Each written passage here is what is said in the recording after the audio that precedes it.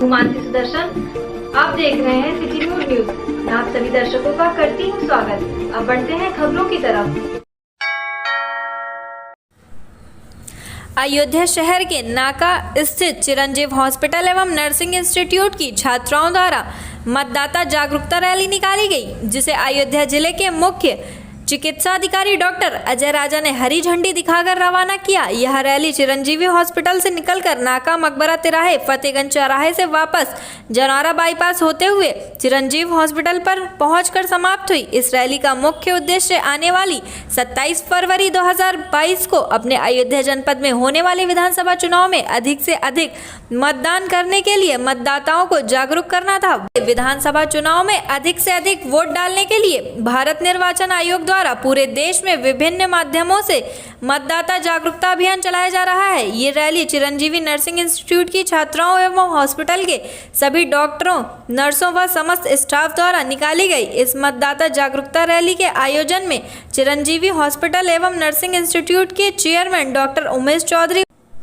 निर्देशिका डॉक्टर जयंती चौधरी व विशेष सहयोग था। नर्सिंग इंस्टीट्यूट की छात्राओं द्वारा निकाली गई रैली में चिरंजीवी हॉस्पिटल के doctor Avnish Kumar, doctor C P Gupta, doctor Vijendra Rajesh Yadav व नर्सिंग इंस्टीट्यूट के प्रबंधक केपी मिश्रा, प्रशासनिक अधिकारी रविमणि चौधरी, रिंकी शुक्ला, श्वेता कीर्ति व सभी अध्यापक अध्यापिकाएं सहित छात्राएं मौजूद रहे।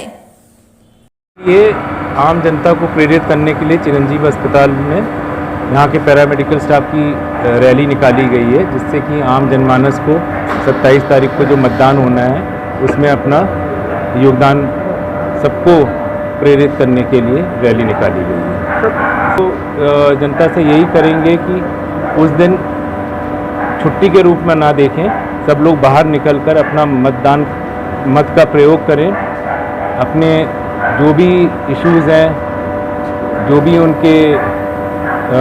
जो भी मानता है कि किस सरकार को लाना है, अपना मत का प्रयोग करें। और यही चाहेंगे कि प्रदेश में अयोध्या एक ऐसा जनपद हो जहां पर मतदान का प्रतिशत सबसे अधिक हो। ये रैली सब में ही रैली निकली है, इसी इलाके में रैली निकाली गई है।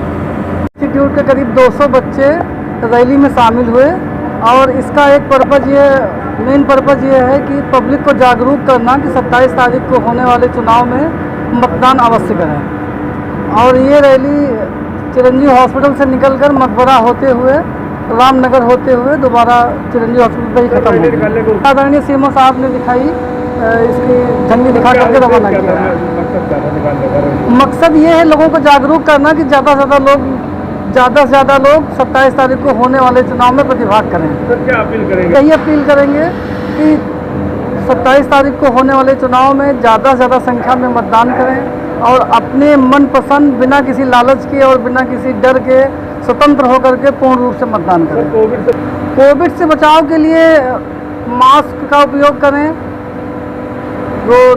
3 फीट की दूरी को मेंटेन करें और समय समय पर हाथ धुलते रहें।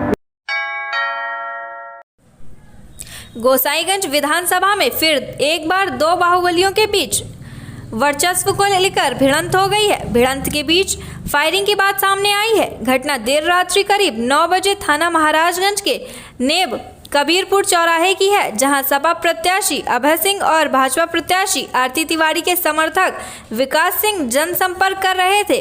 उसी दौरान दोनों के काफिलों का आमना सामना चौराहे में ही हो गया। बता दें कि पूरा मामला गोसाईगंज विधानसभा क्षेत्र में थाना महाराजगंज के नेब कबीरपुर चौराहे की है। यहाँ प्रत्याशी अभय सिंह और विधायक खब्बू तिवारी की पत्नी भाजपा प्रत्याशी आरती तिवारी के समर्थक विकास सिंह जनसंपर्क कर रहे थे। उसी दौरान दोनों के काफिलों का आमना सामना हो गया। विकास सिंह का आरोप है कि प्रचार के दौरान सपा के लोग तोड़फोड़ करना शुरू कर दिए। विरोध पर कई राउंड फायरिंग की। प्रचार में लगी आधा दर्जन गाड़ियों को पत्थर मारकर तोड़ दिया गया। वहीं सपा प्रत्याशी अभय सिंह का आरोप है कि उनके काफिले पर भाजपा के लोगों द्वारा अवैध रूप से गोलीबारी की गई।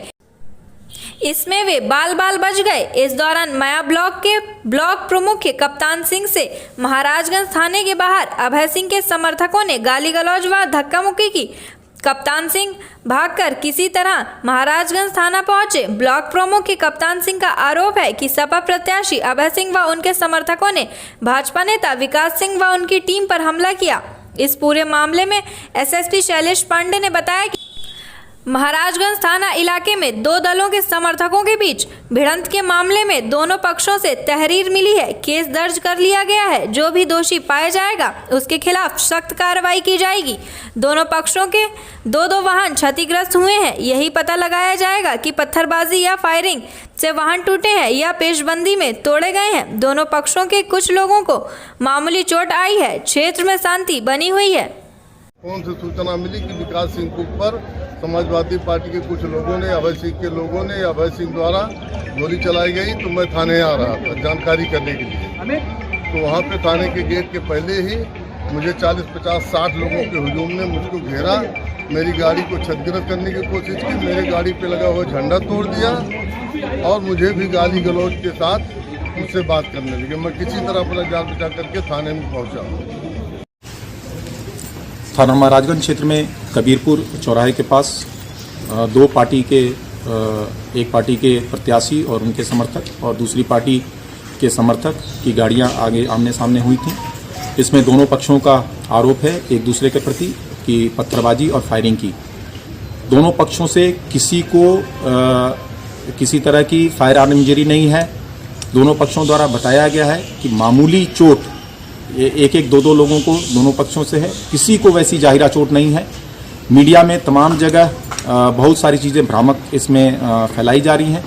गाड़ियों के शीशे टूटे हैं। अब इसकी जांच की जा रही है कि किस तरह की घटना में एक दूसरे पे पत्थरबाजी में टूटी है या अपने तोड़ के पेशबंदी की जा रही है। मौके पे शांति व्यवस्था है।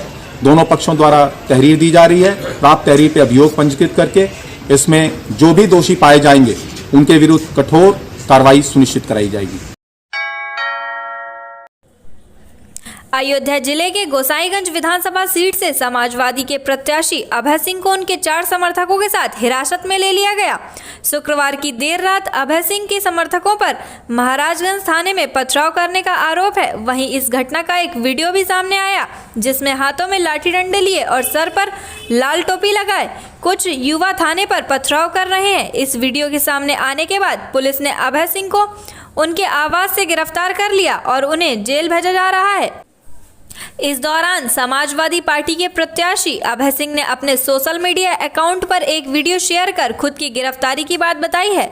साथ ही उन्होंने जिले की पुलिस और सत्ताधारी पार्टी पर सत्ता के दुरुपयोग का आरोप लगाया है। इतना ही नहीं, एक भावात्मक अपील करते हुए उन्होंने कहा कि उनके जेल जाने के बाद क्षेत्र की जनता खुद उनका चुनाव लड़े। दरअसल गोसाईगंज विधानसभा से पूर्व विधायक इंद्रपाल तिवारी खब्बू की पत्नी आरती तिवारी चुनाव मैदान में हैं।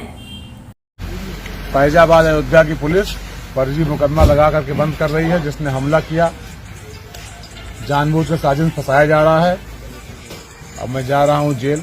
अब आप लोगों की जिम्मेदारी आप लोग दीजिएगा। चुनाव आप लोगों के हवाले है। पुलिस का अत्याचार आप लोग लगातार देख रहे हैं किस तरीके से भारतीय जनता पार्टी सरकार में हो रहा है। अब इसको आप ही को देखना है। जिले में शुक्रवार की बीती रात गोसाईगंज से सपा प्रत्याशी अभय सिंह व भाजपा प्रत्याशी आरती तिवारी के समर्थकों में झड़प के मामले में समाजवादी पार्टी के जिला अध्यक्ष गंगा सिंह यादव ने प्रेस वार्ता के माध्यम से जानकारी दी। वहीं जिला अध्यक्ष गंगा सिंह यादव ने बताया कि गोसाईगंज से समाजवादी पार्टी के प्रत्याशी अभय सिंह के खिलाफ गहरी साजिश हो रही है। सत्ता पक्ष के लोग ऐसी घटना करवाकर चुनाव में लाभ लेना चाह रहे हैं और समाजवादी पार्टी के प्रत्याशी को चुनाव से दूर करने की सोची समझी साजिश कर रहे हैं। गोसाईगंज की जनता से अभय सिंह को अपार समर्थन मिल रहा है, जिसे देखकर भारतीय जनता पार्टी ने अपना आपा खो दिया है। जिला अध्यक्ष ने बताया कि शासन प्रशासन मिलकर भारतीय जनता पार्टी की मदद कर रहा है। आचार संहिता का सत्ता पक्ष के लोग मजाक बना रहे हैं। गाड़ियों का पूरा काफिला लेकर चलना है। 3 गाड़ियों का आदेश होने पर भी भाजपा के लोग पूरा काफिला लेकर चल रहे हैं। अगर प्रशासन निष्पक्ष चुनाव कराना चाहता है तो प्रत्याशियों के वाहन के साथ पुलिस बल का वाहन भी लगाया जाए, जिसका समाजवादी पार्टी मांग कर रही है और गोसाईगंज के दोनों प्रत्याशियों से आदर्श आचार संहिता का कड़ाई से पालन कराया जाए। गोसाईगंज विधानसभा क्षेत्र के प्रत्याशी श्री अभय सिंह जी को चुनाव से दूर करने के लिए साजिश दर साजिश की जा रही है। कल भी उनके साथ साजिश के तहत उनको ऊपर हमला करवाया गया, तोड़फोड़ की गई और उनको इसमें पकड़ करके पुलिस लाइन में रखा गया है। ये साजिश है। चुनाव से उनको जनता का मिल रहे अपार समर्थन से बौखलाई। हम प्रशासन से पहले भी हमारी मीटिंग हुई थी। हमने कहा था कि 2017 में समाजवादी पार्टी की सरकार में प्रशासन ने जो व्यवस्था करवाई थी चुनाव के समय, वही व्यवस्था आप करवा दीजिए। ये दोनों प्रत्याशियों के साथ आचार संहिता का सख्ती से पालन कराया जाए और एक एक पुलिस की गाड़ी उनके साथ काफिले पर लगा दी जाए ताकि कोई अपना वो ना हो पाए, शांतिपूर्ण ढंग से चुनाव हो सके। प्रशासन ने हमारी बात माना था। हमारे प्रत्याशी के साथ तो लगे हुए हैं, उधर लगे हैं कि नहीं लगे हमें नहीं मालूम, लेकिन दूसरे भाजपा के प्रत्याशी के समर्थकों के द्वारा जो सुनने में आ रहा है, जो देखने में मिलता है, 3 गाड़ियों का मानक है। आदर्श आचार संहिता के लागू करते हुए बताया गया था कि 3 गाड़ी का ही काफिला चल पाएगा। उसके बाद कोई भी काफिला अगर निकलेगा तो आधे घंटे के बाद निकलेगा, लेकिन इसका पालन नहीं हो रहा है। हम प्रशासन से मांग करते हैं आदर्श आचार संहिता का सख्ती से पालन कराया जाए, हमसे भी पालन कराया जाए और सत्ता पक्ष से भी कराया जाए, चुनाव निष्पक्ष कराया जाए। मैं साथ ही साथ निर्वाचन आयोग से भी मांग करता हूं कि हमारे प्रत्याशी को ज़बरदस्ती चुनाव से दूर न किया जाए। उनको चुनाव प्रचार में जाने के लिए जो उनके साथ वो आए हैं उसकी जांच करके उनको जो है वहाँ पर जाने दिया जाए। कार्रवाई की हमारी तो बात हुई थी, अपना जो ठीक से बात नहीं हो पाई। सीओ से हमने बात किया था या एसएसपी को मिलाया था तो उनके पीआरओ से बात हुई थी। उन्होंने कहा था सीओ से बात कर लीजिए। सीओ से हमने बात किया, लेकिन बीच में मेरा फ़ोन कट गया, फिर लगा नहीं। आप बता रहे हैं कहाँ का मामला है, अगर वो है और जो विधानसभा चुनाव की मतदान प्रक्रिया शुरू हो गई है। अयोध्या जनपद में 5वें चरण में 27 फरवरी को चुनाव होना है। इसी क्रम में आज आम आदमी पार्टी के बीकापुर प्रत्याशी सुनील कुमार श्रीवास्तव ने अपनी जीत का दावा किया है। उन्होंने कहा कि दिल्ली के तर्ज पर हम उत्तर प्रदेश का चुनाव भारी मतों से जीत रहे हैं।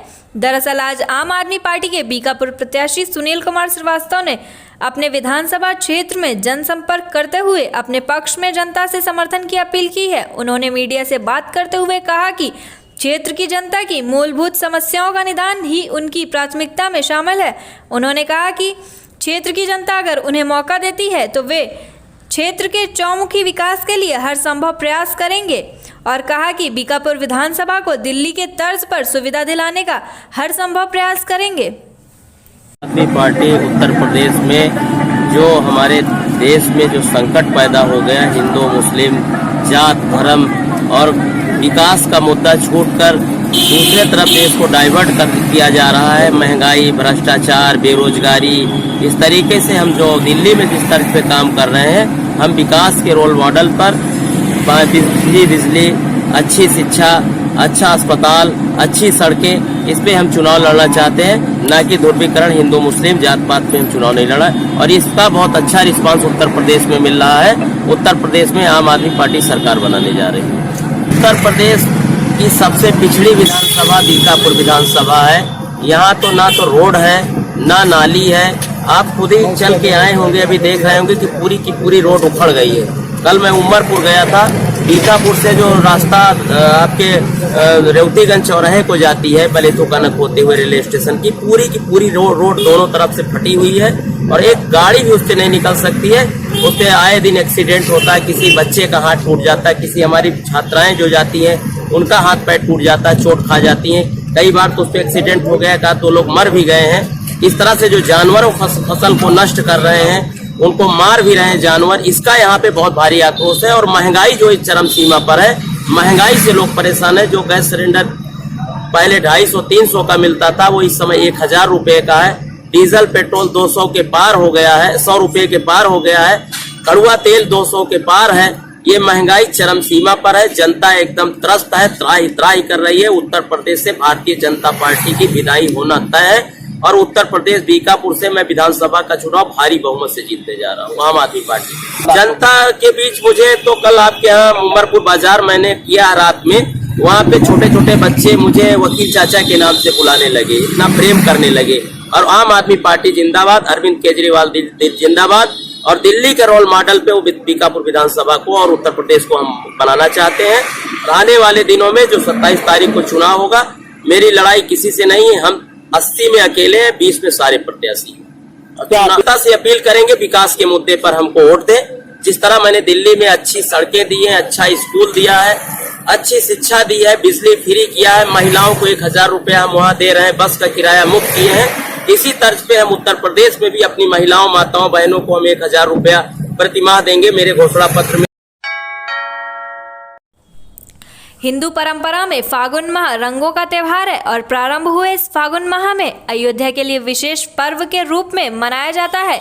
तो वहीं राम जन्मभूमि परिसर के अस्थाई मंदिर में विराजमान भगवान श्री रामलला को फागुन माह पर विशेष श्रृंगार किए जाने की परंपरा है, जो प्रारंभ हो गई है। फागुन माह लगते ही भगवान रामलला को रंग बिरंगे वस्त्र, इत्र, अभिषेक, विशेष मिठाइयाँ और व्यंजनों से भोग लगाया जा रहा है, जिसकी जानकारी देते हुए श्री रामलला पुजारी, राम जन्मभूमि के मुख्य पुजारी सत्येंद्र दास ने कहा है कि फागुन माह प्रारंभ होते ही भगवान श्री रामलला के लिए विशेष आरती, पूजन, भोग का आयोजन भी प्रारंभ हो जाता है। फागुन का दिन भगवान श्री रामलला को सुबह स्नान ध्यान के बाद अभिषेक किया गया, तो वहीं रंग बिरंगे कपड़े भी पहनाए गए। इसके बाद उनके श्रृंगार पर स्थान पर विराजमान कराया गया। वहीं आरती पूजन के दौरान उन्हें अबीर गुलाल की भेंट की गई।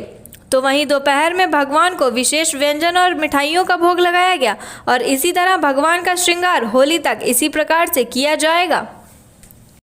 देखिए, होली उत्सव जो है वो अपने आप में विश्व में प्रसिद्ध है और होली खेलें रघुवीरा ये भी गीत आती है। इसलिए भगवान रामलला बसंत पंचमी से और पूर्णमासी में होली के दिन तक रंग बिरंगे जो है वो कपड़ा धारण करते हैं और उनके होली का श्रृंगार होता है। साथ ही साथ जो इत्र है उसका अभिषेक इत्र से किया जाता है और ऐसा दर्शाया जाता है कि हमारे भगवान रामलला प्रतिदिन होली का उत्सव मना रहे हैं। तो इस रूप में उनके विविध प्रकार के वस्त्र रंग बिरंगे और उसके बाद उनके भोग लगने का जो व्यवस्था है वह भी भिन्न भिन्न प्रकार से लगाया जाता है। और रामलला यह सोच करके पुजारी करते हैं कि हमारे रामलला इस होली उत्सव में होली खेल रहे हैं और चारों भाई बड़े ही आनंद से हैं और उनको इस रूप से दिखाई देते हैं जैसे मालूम पड़ता है कि महाराज दशरथ के उस आंगन में चारों भाई एक दूसरे के साथ होली खेल रहे हों और उस होली का जो आनंद है वो चारों भाई को मिलता है। उसको देखने वाले जो माता पिता और सामान लोग हैं उनको भी मिल रहा है। तो इस प्रकार से रामलला का जो होली के समय में रंग बिरंगे कपड़े या भोग का व्यवस्था भिन्न प्रकार से और ऐसा ही पंचमी से लेकर के और होली के दिन तक चलता रहेगा। आज के लिए बस इतना ही। कल फिर मिलेंगे इसी समय इसी चैनल पर। अब हमें दीजिए इजाजत। नमस्कार।